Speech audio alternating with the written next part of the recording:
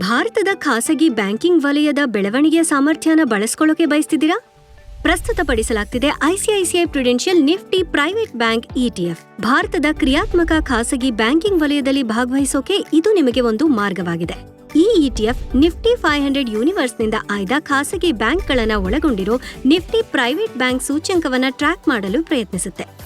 ಈ ETF tracking ದೋಷಕ್ಕೆ ಒಳಪಟ್ಟು ಅದೇ ಷೇರುಗಳಲ್ಲಿ ಮತ್ತು ಅದೇ ಪ್ರಮಾಣದಲ್ಲಿ ಹೂಡಿಕೆ ಮಾಡುತ್ತೆ.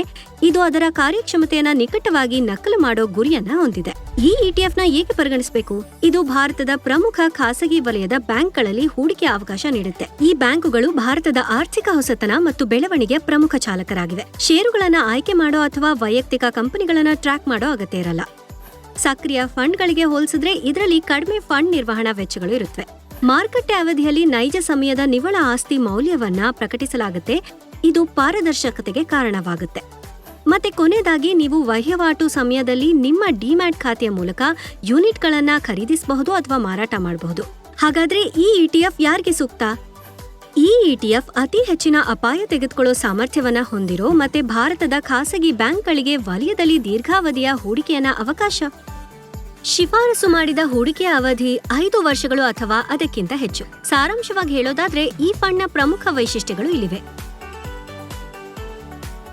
ಹಾಗಾಗಿ ನೀವು ಭಾರತದ ಖಾಸಗಿ ಬ್ಯಾಂಕುಗಳು ಮುನ್ನಡೆಸ್ತಿರೋ ಬೆಳವಣಿಗೆಯ ಅಲೆಯಲ್ಲಿ ಸವಾರಿ ಮಾಡಕ್ ನೋಡ್ತಿದ್ರೆ ICICI Prudential Nifty private bank ETF ನಿಮ್ಮ ಮುಂದಿನ ಹೂಡಿಕೆ ಹೆಜ್ಜೆ ಆಗಬಹುದು. ಮ್ಯೂಚುವಲ್ ಫಂಡ್ ಹೂಡಿಕೆಗಳು ಮಾರುಕಟ್ಟೆ ಅಪಾಯಗಳಿಗೆ ಒಳಪಟ್ಟಿರುತ್ತವೆ. ಎಲ್ಲ ಯೋಜನೆ ಸಂಬಂಧಿತ ದಾಖಲೆಗಳನ್ನು ಎಚ್ಚರಿಕೆಯಿಂದ ಓದಿ.